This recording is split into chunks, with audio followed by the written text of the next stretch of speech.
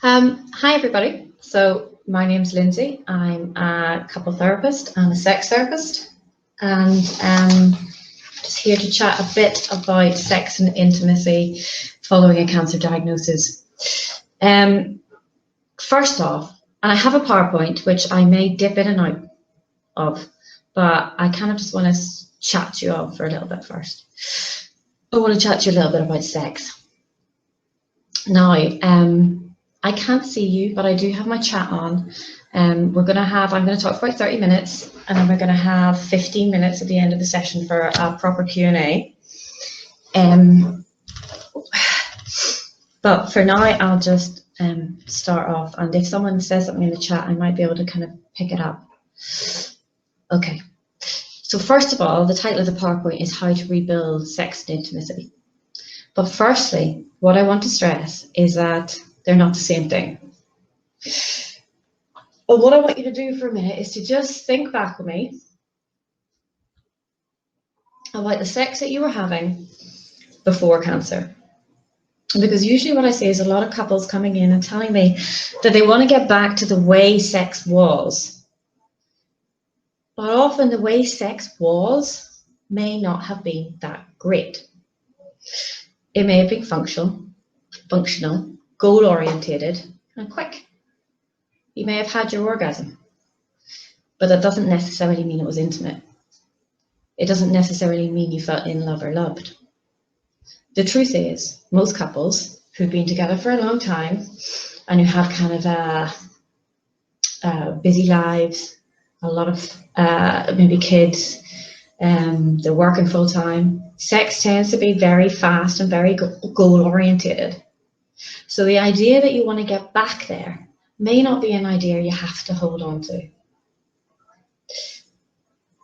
Now, what I tell all my couples post-cancer, post-treatment, and I say it to them in the first session, but sometimes it takes about 3 months to hear, because I think it's hard to hear, is that sex is going to be different now.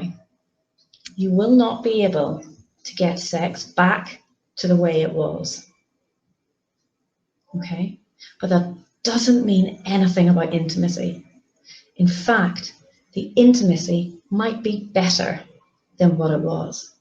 Because when there are no problems in sex, nobody has to talk about sex. When it works, and so people do it. Tends to be male-led, erection-centered, penetration-centered if you're a heterosexual couple. And that's not necessarily the most intimate way to have sex. Right now, I don't know what's going on for y'all, but these are some of the things that I have heard from working with the 221 plus group and from my sessions with couples. You might have vaginal bleeding, there might be incontinence, might be vaginal atrophy, there might be a shorter vaginal passage. You might have scars that cause sexual pain and sensitive to touch. You might have erectile disorder, delayed premature ejaculation. You might have a shortened penis, you might have penile bleeding. You might have breasts, testes removed, you may have stomas. Sex is going to be different now. It's not going to be penetration focused. It's not going to be goal orientated, but it will be intimate. Now, what intimacy means is into me see. In order to let somebody see into you, you have to be comfortable with yourself. And this is where a lot of problems around sex arise, not just for people post-cancer treatment, but for everybody, is that actually people have quite low body esteem. And sex that is goal-orientated and functional, it allows us to hide a little bit more. In order to let somebody see into you, which you are going to need to do now with your partner, in order to create a new sexual script that's going to work really well for you, you need to be comfortable with yourself. Now, anyone who's been through cancer will have been through a period of feeling like they are at war with their bodies. The treatment is brutal. The body's going to bear a lot of scars from the fight. Your body might look different now, and it might smell different, and it will feel different. A lot of women talk to me about how they felt that their vagina felt very, very different than what it was originally. They describe it as feeling bumpy and lumpy. Sorry, I just noticed somebody said they can't hear me. I hope you can hear me okay. Now, if you feel like this about your body, then you might want to avoid intimacy because you don't want to be seen. If you're scared of being seen, what tends to happen is the two things. One, you avoid sex, and the other one is that you tend to really focus on the sex that you used to have and really want to get back to it, which then tends to lead to avoiding sex because you can't get back to it. And so sex starts to be a place of pain, disappointment, shame, nothing fun. Nothing fun is happening in that. And then you're going to start avoiding sex anyway, or your partner will start avoiding sex, and the gap between you starts to widen. Often when I see couples who are avoiding sex, as a consequence, they started to avoid intimacy, which means that they're not sitting together on the couch and having a cuddle. They're really trying to avoid kissing on the lips. They're trying to avoid soft touch or brushing against each other often in case the other person takes it as initiation to sex, and nobody wants to have sex, so it's not fun. And so they start drifting from each other. Now I'm going to take you straight in and I'm going to tell you just 2 practical exercises. I'm not necessarily saying you should go away and do these, but you can. But it will give you a clue of what we're actually doing as sex therapists. Now, the first exercise is one that you would do by yourself. It's called self-focus. So what you would do, and this is about getting comfy with your own body, because like I said, that's what you need to do before you even consider getting comfy with somebody else. Okay, it's not avoidable. What you would do is run a nice hot bath for yourself. Make it nice. Stick in some bubble bath. Put candles around the room. Give yourself 1 hour of uninterrupted time. And then in that bath, all you're doing is a little bit of mindfulness, first of all, feeling the water against your skin, doing some breathing work. 6 in, 6 out. You're trying to relax the muscles in your body. Feel the water. Feel yourself resting. And then very, very slowly, you start touching your skin. You start at the top and run all the way down your face and shut your eyes. Just feeling all of your body. You spend special attention to the bits of you, any scars, anything that's been lost in cancer, anything that's changed, you rest your hands there. When you get to the genitals, you can cup them or skip over. It's not an exercise in masturbation. It's not an exercise in sexuality. It's about sensuality. It's about staying in your skin and getting to know your skin again. Because like I said, I have felt you've been at war with your body for a long time, and now you're trying to get back in. It's hard to do because it's a trauma site. So you take it slow, take it easy. Any emotion that comes up, rage, shout, you put your head under the water and do an underwater scream. Any sadness, let it flow, let it come. Stay in your skin. When you get out, you dry yourself in the towel in a similar way. You moisturize your whole body. You might moisturize your vagina. This sounds like a female exercise, and I said vagina there, but I set exactly the same exercise for men. Okay. Moisturize your whole body, and then you sit down and you hug yourself with your knees to your chest in a warm hug. That's called self-focus, and that's the exercise I would often set very fast to the individuals that come.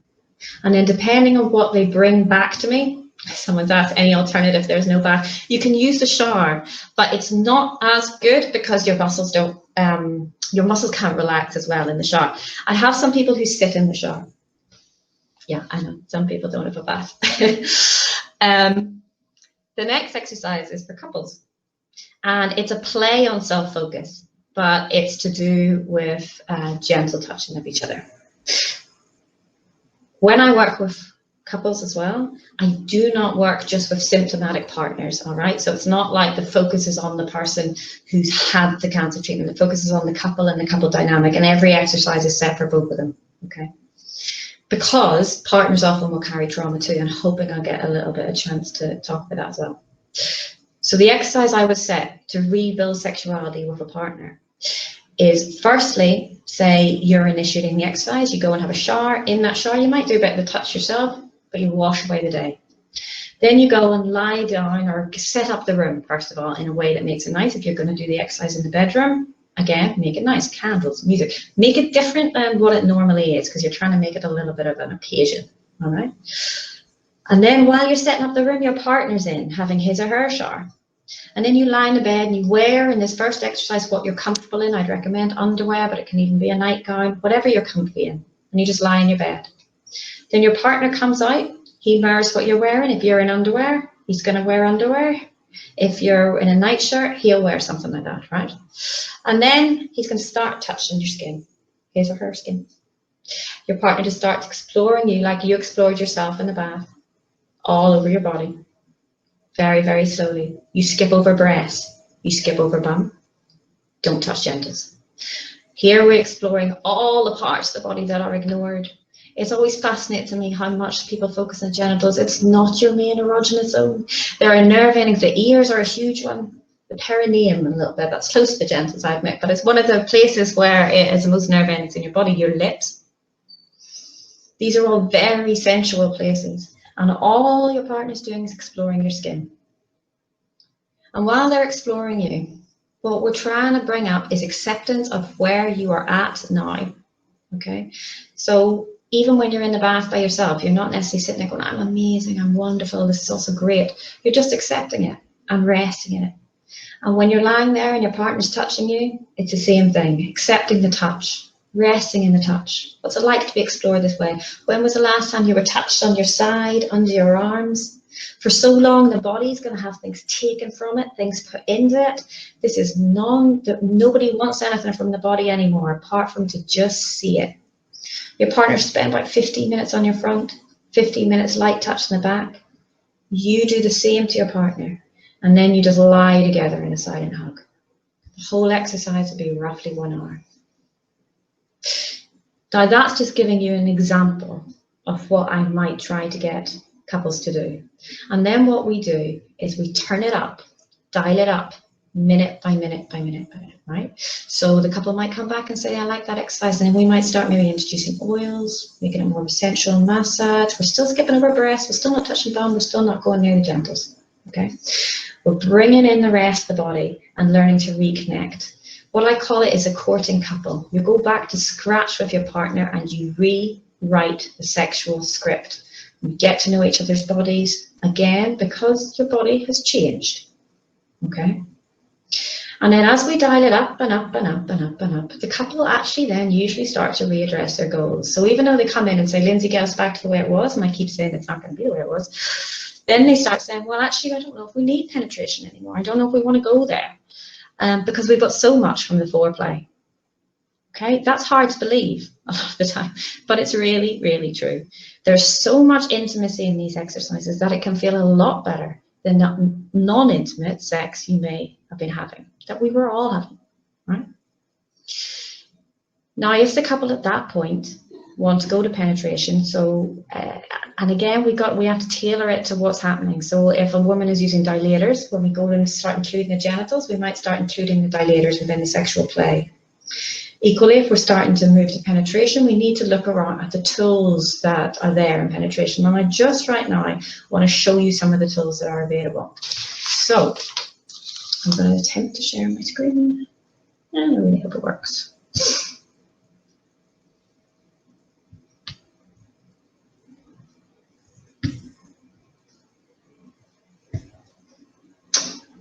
No.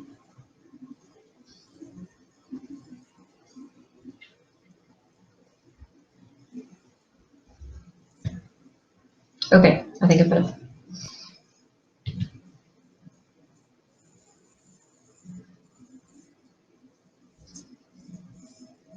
No, did that work?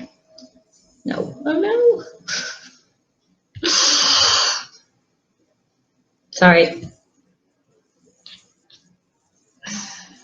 Chrome tab. Cancer preservative. Share. Okay. Have we got that? I can't see the chat now. Okay. Can someone tell me that's working? Yes, brilliant. Thank you so much.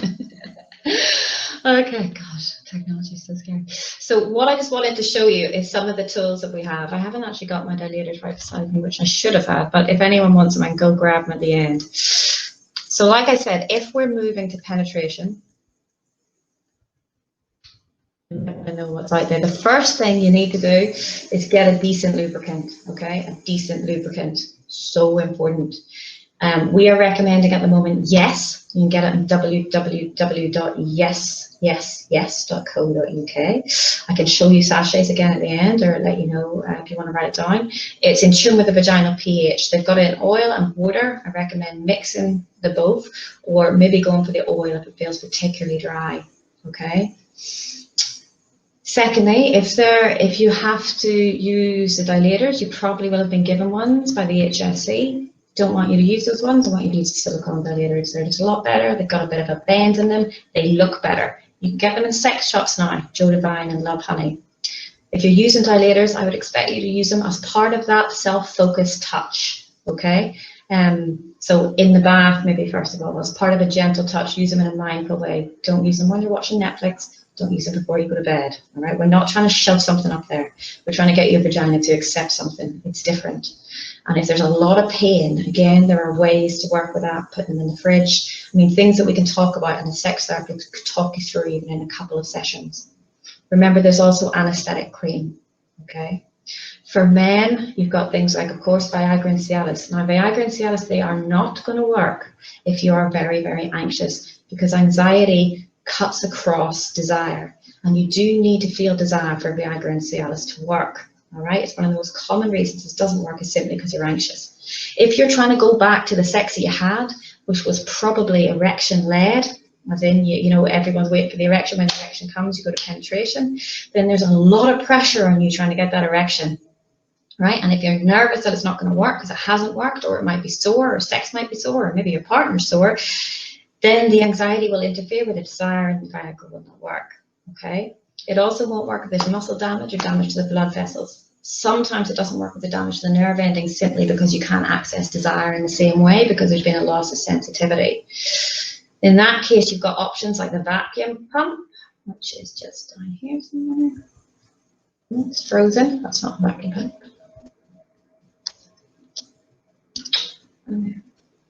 Sorry, my slides are frozen. There it is.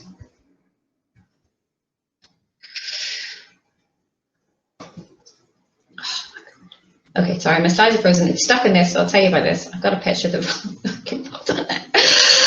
The vacuum pump, which you may know is by Owen Mumford. You simply just pump up the penis. There's a ring in it, and it sits at the end of the penis. Then there's also the penile implants, which is the more surgical option, same as a vacuum pump. They go inside, the nozzle comes out the end, and you can pump it up like that. For incontinence, with anal plugs, okay. The Eros device is basically the vacuum pump for women. You put it on the clitoris, does the same thing, brings the blood flow in. That's good if there's any problems, again, damage to the blood vessel, damage to the blood flow, where you feel now that you've developed anorgasmia. The O-nut is for shortened vagina. So this goes on the penis. And basically you use as many rings as you want there to shorten the penis so it's the same length as a vagina, okay? And it's kind of squishy and comfy on the penis. It's quite a good device. Now, when couples decide that they want to do this, they want to go to penetration, and we bring in these, we bring them in as toys, okay? That's really important, all right? And remember, this time you've got a new script. If you're trying to have sex like the way you had sex, and you're trying to use these to make it like the way you had sex, it's very difficult to make them work because they feel so clinical, all right? Because you're trying to go back to the way you were, but you've got to bring in all these things that feel clinical, and they remind you that you're not the way you are, that things have changed. And if you're trying to have sex back the way it was, then there's a chance that you don't want to know that things have changed, or that your partner might not want to know that things have changed. And so these toys become, you know, clunky and awful, and nobody wants to use them, and they have anxiety even associated with looking at them. The way I suggest you bring these in is you bring them in with actual sex toys. So I get my couples to go online, I get them to go to Love Honey, Joe Divine, I get them to order a sex toy for themselves, sex toy for the partner. They put everything on the table, everything on the bed, and they put it there along with the O-nut or along with the vacuum pump. And the first time you're playing with them, you're not playing to penetrate, you're just mucking about. You're taking it, you're feeling it, you're putting it on. You might want to do oral sex. You might want to mess around with it. You don't have to penetrate. You're just using it like it's another toy. And then the association with it is much better. Okay. I can't actually see the chat, by the way, when I'm going through the PowerPoint, so sorry about that. Let's just look at it. I also wanted to talk a little bit about desire. So desire is not what people think it is.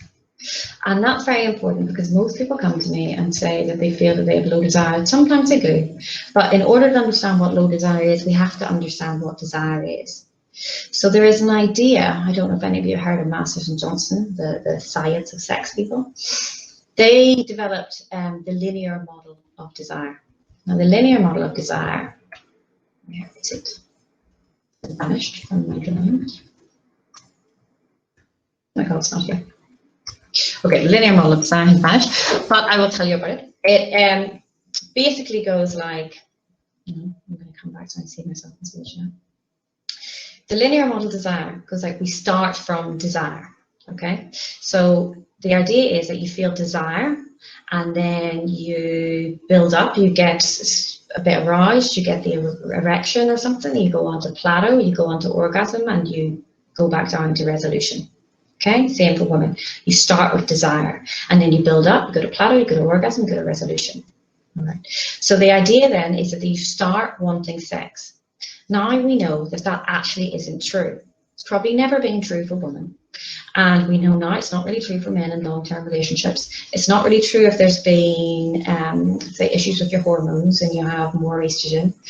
So it's an estrogen-related thing. And it's not really true if you're a man and you play actively with your children because your testosterone lowers. So now the model that we look at is called the model of neutrality. And what the model of neutrality is it starts from a place where you might want to have sex, but you also might want to wash dishes. You might want to have sex, but you'd quite want to watch Netflix. And that is normal. And then what happens is there might be appropriate arousal.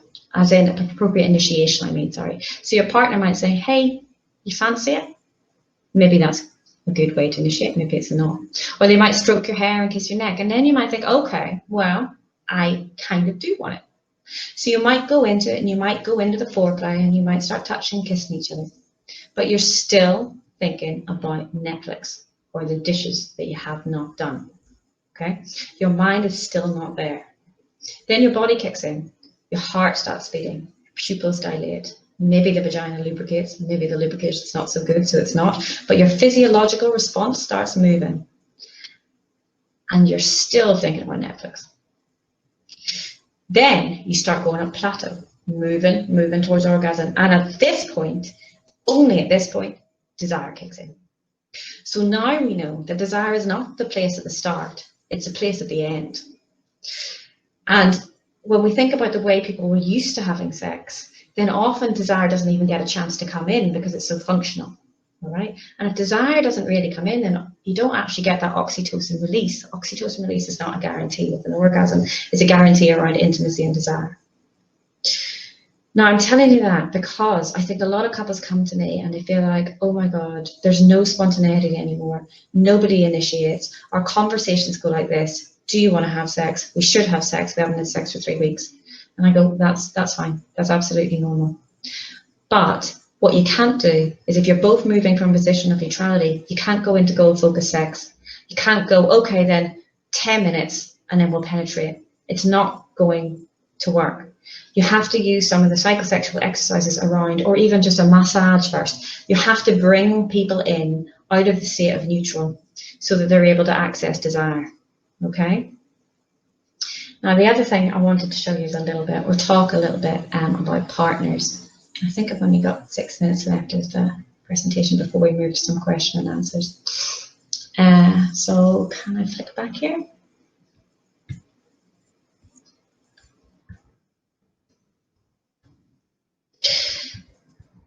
A little bit about the impact on the couple relationship.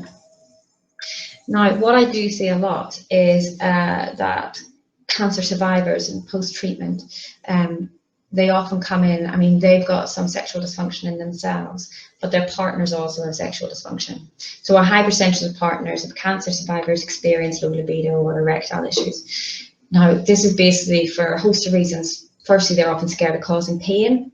Like I said, sex might have become a place of not fun, no play, disappointment, anxiety, shame. And so it's not fun for the partners either. If you're walking into sex, you're feeling anxious, it's very likely your partner's feeling anxious too. Now, your partner might also feel there's been a change in appearance and smell, and often this is unconscious rather than conscious, because it's quite a hard thing to make conscious and accept. So a lot of partners who I see would say, I have no problem that there's been a testicle removed, I have absolutely no problem around the breast surgery. But when we start breaking the sex down bit by bit, there is some mourning there for the body that they knew and loved, and the body that they've been through so much with. And that mourning's okay. That mourning's okay, as long as you can mourn it together. Right? There has to be some mourning for the body that's been and the way things were in order to open a door up to something new. Okay? If there's no mourning, we're always trying to get to what it was like, and it won't get back to what it was like. What we also have to remember is that the body has been a site of trauma for the partner too. Partners often remember more about the treatment and the discussions around the treatment than the partners do, because when you're in it, you're in survival mode and you're just trying to get through it. The partner also tends to hold a lot of the fear around death, again, because the person going through the treatment goes into survival mode. And if they haven't processed their fears, their emotions around the diagnosis, the fear of death, rage and sadness, then the body and the body's changes is going to bring all that emotion up for them, and so they're going to start probably avoiding sex. So that's why I always try to work with a couple when there is a couple, because it's not true that the symptomatic person has all the problems. There's usually a lot of shared problems, and the first bit to sex therapy is processing the emotions around the cancer. So although I started this talk with telling you about the exercises, normally what I do is set self-focus, and the self-focus in itself is going to stir up a lot of feelings, and then we might spend several weeks talking about the feelings that it stirred up. And then I might set that first couple exercise, and then we might spend several weeks talking about the feelings that that exercise stirred up. And so the whole time we're doing the sex exercises, we're also doing exercises in communication, saying what you want, saying what you need, talking about your emotions. And so it's all happens in one in the sex therapy. And I'll just end a little bit with the relationship model. It's called the vicious circle. It talks about women. It's applicable to both sexes. And it says that, often what happens after cancer is the person feels much less attractive after the operation. And this is a bit what we've been talking about in terms of the self-focus exercise. Then you don't want to show your body to your partner. Then you might start to isolate yourself and withdraw. But then your partner sees that you've isolated yourself and thinks that you've lost interest in them. Often what they think is that sex is not a good place for either of you. And then the partner starts to isolate himself. And then the woman senses the isolation of the partner, and that seems to confirm the idea that she isn't attractive. And so you get very stuck in this vicious cycle.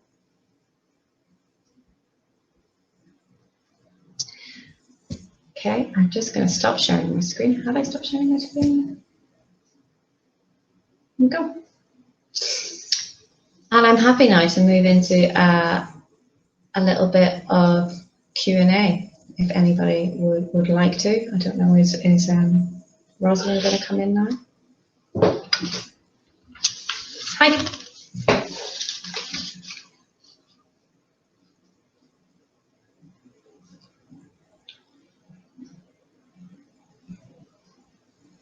I can't hear Rosalind.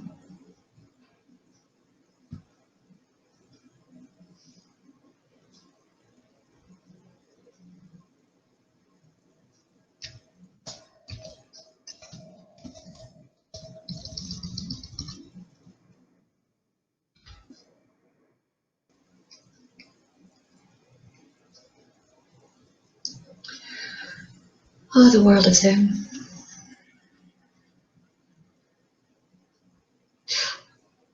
I mean, while we wait for Rosalind, see if she can get her sound back, people can ask me things in the chat if they want. Let me know what you felt about the presentation. It was quite a fast one. Someone here said aloe jelly is great. Okay. Is that, I don't know what that's for, Bridget. Is that as a moisturizer?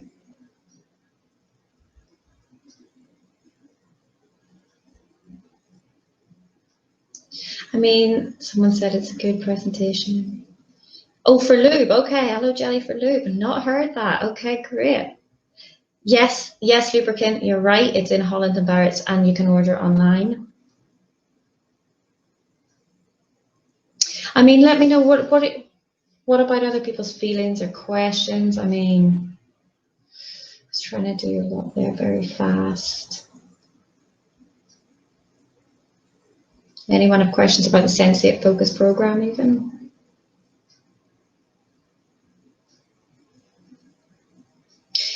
Or anybody want to know a bit more about how to use a dilated, a good vaginal lubricant? That's what we're talking about, Susan. So that is yes. It's called yes. Sorry. Just shout the word yes again. Are you all shy? Oh, I know. Yes is the good vaginal lubricant, and you can get it at www.yesyesYes.co.uk. And they're actually really good on that website because they will chat with you back and forth, and you can send them emails, and you can tell them what's been happening with you, and talk about being post-cancer treatment, and they're quite good at advising what to do. Okay, so they often, what they said to me at one of the conferences I was at is to mix the oil and water one. Yeah, I know Irish people are shy. And then I was thinking I'm going to come straight in and just start shouting vaginas and penises at you, but you've hopefully managed for that. Thanks for the information. I've just finished treatment for cancer 36. Hold on, and I'm anxious. I didn't realise it's perfect normal. Oh, good, Michelle. Like, it is. Of course, it's normal. I mean, my God. We're all anxious about sex in different ways, and I'm telling you, the majority of couples are just hiding by doing very functional, very goal-oriented, often very male-led sex. Okay, so everybody is anxious, and what it is to do is by sitting in your body and accepting where you're at. I mean, I think the hysterectomy is very hard. We didn't really talk about infertility, and I don't know if there's been anything else around that. But of course, that can change how you feel about sex and what you want for it. And it can change how your partner feels about sex. There's a lot of emotional issues around that too. Yes, please, you mean you're very welcome to all go and try the self-focus exercise. I remember doing it all myself when I was training. And what you find about these exercises is they sound so easy. Do you know what I mean? Go and sit in the bath and touch yourself, la, la, la. But in fact, they are very hard to do a lot of the time because none of us feel really great about parts of our body. And it's really nice when you can get into it and sit and stroke yourself and be with yourself and hold yourself.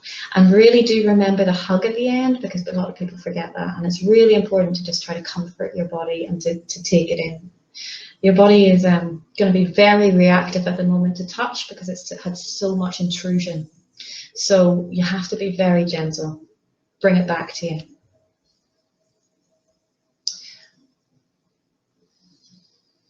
Yes, I would get your partner to do the exercises too. Absolutely, 100%.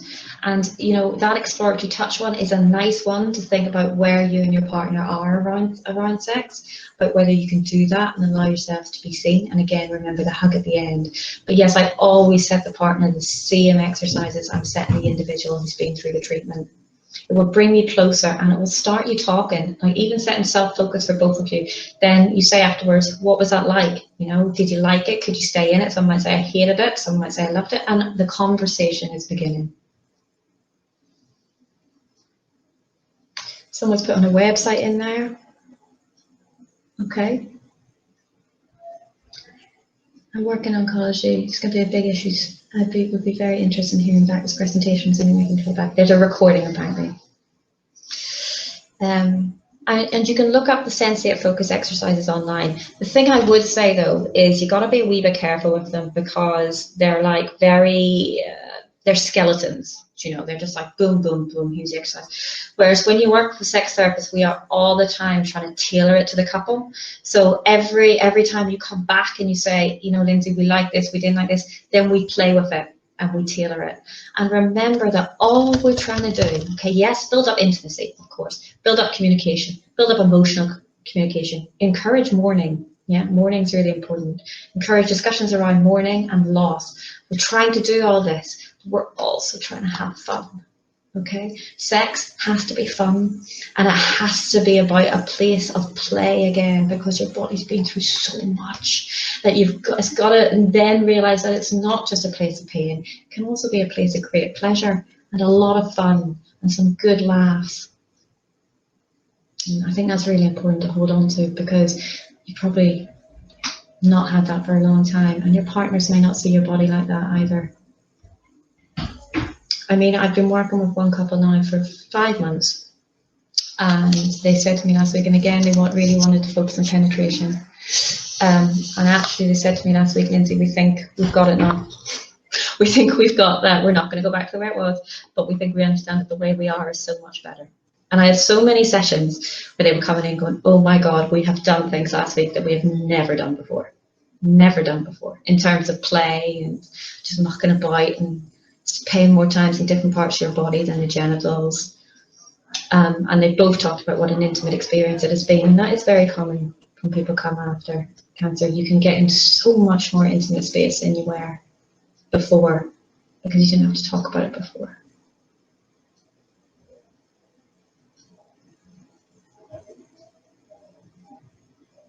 Sorry, Rosalind wasn't able to join us there. Is there anything else I can help any of you with?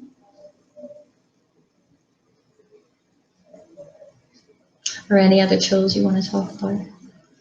Remember the silicone dilators, if you're using dilators, they're really, really important. I hate it when people bring into me the big HFC ones. There's Rosalind online. Yes, the body has to be a centre of fun and play. Your body's got so much going on for it.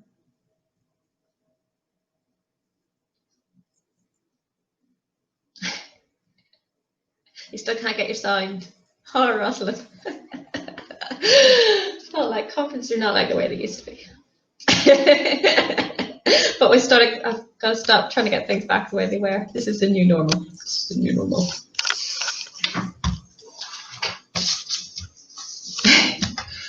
Does anyone else get any questions? Or anything about the specific dysfunctions? I mean, we haven't talked a lot about delayed ejaculation, premature ejaculation. Delayed ejaculation is a very common one. It's very common as well with Viagra. And again, what you would really be doing is not concentrating too much on the penetration, but building everything up in a foreplay and stopping penetration and coming out. That's also a little bit of a tip around sex. People tend to feel that when they penetrate, penetration is the end. As in, you go in and you get to orgasm and you come out and that's the end. Doesn't, there's gratitude for any ejaculation, yeah. I know, right? What I was going to say is that you go in, you're building up, and there's an idea that you have to ejaculate inside or whatever. You don't. Like, what I would say is penetration it's not the end of anything. When we include it, it needs to be included as play. So as in, you might go in, you might try penetration for a little bit to up your arousal maybe, and then you can come out. Go back to foreplay, go back to oral, go back muck about, like, then you can go back in again if you want and then come out. It doesn't have to be rigid or follow a certain script. You've got to learn to muck about. And remember, when we talk about play and bringing play back in, that playing is all about things going wrong and mistakes and learning from mistakes and it not working.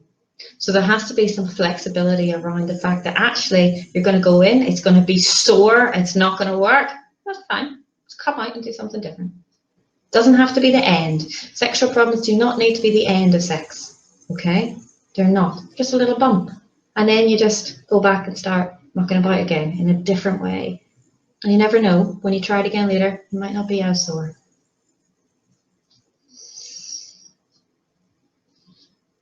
Sex has to be messy for it to be fun.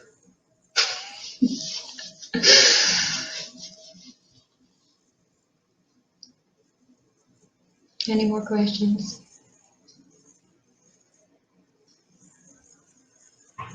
And of course, remember, so 1 Peter, of course, if there's no ejaculation at all, it's very hard at that stage to know when sex should end.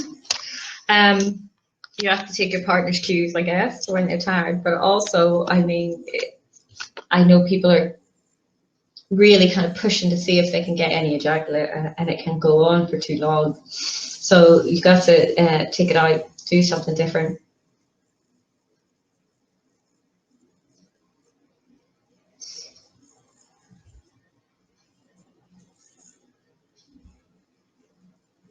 We got 5 more minutes roughly. We get more.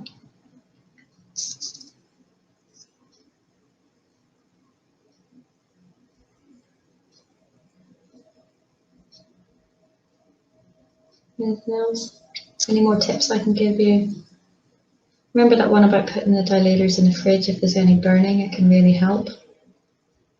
Also remember you can get, for some reason I don't give it out a lot, but you can get internal anaesthetic cream for the vagina. It can also go in the penis. It's not great, of course, because it numbs.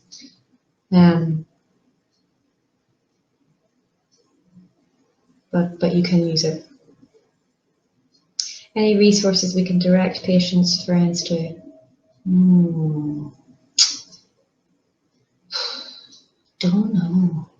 Like, as I said, you can get the Sensate Focus stuff online. The cancer site itself is actually, it's really good in terms of it has quite a bit on sex and intimacy and the problems and things to do to avoid it. And it actually talked about a bit about what I was talking about in terms of setting up the room. So I was just going to setting up the room and making things different. And so the cancer site has quite good stuff on it. The Sensate Focus is online, but just be careful with it because it's quite direct exercises and they may not be necessarily for you. Equally though, there are sex therapists. I mean, we're all online for now. I mean, I'm busy up here in the West Coast, but there's a lot in Dublin and they're working online. So you could even book in maybe a couple of sessions, to talk through things and get things tailored a bit more for you.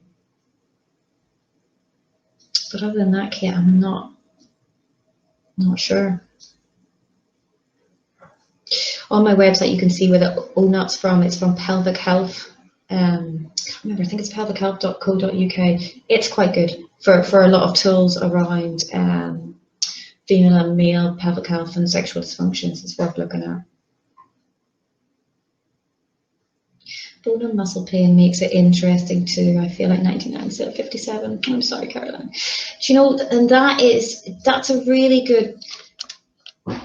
When you think about that, Caroline, it means like starting with the very soft or even like a massage touch, moving into something is a really good way then to start intimacy for you.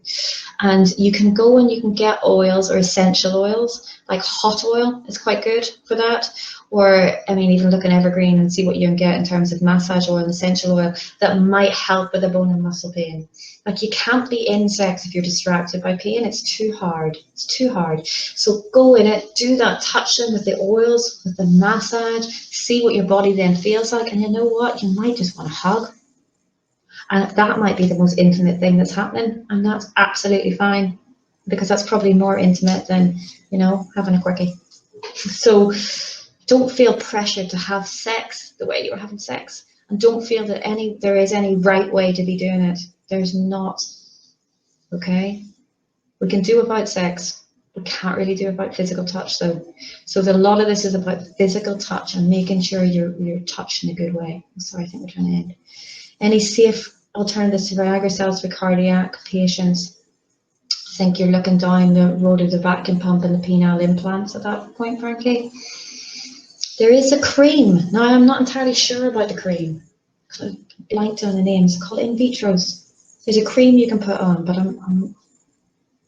think it's probably doing the same thing in terms of it's widening the blood vessels, I think. But don't be scared of things like the vacuum pump because, like I said, if you bring them in as a toy, it can actually be fun. But that's a very safe alternative to use, and it's a guaranteed. It's meant to be a guaranteed it's going to work, like, because you're literally pulling the blood into your penis. Okay, 3:45 now. So I don't actually know how to end, or is it time? So I think I'm going to end. Am I going to end? I don't know. Here's Rosalind. You got yourself. Do I just leave? Do I just go? Okay. Okay. Well, listen. I'm sorry I didn't see you, any of you, but thank you so much for your comments, and it's been absolutely lovely. And we've recorded it, and I'm away. Okay. Nice to meet you. Bye, Rosalind.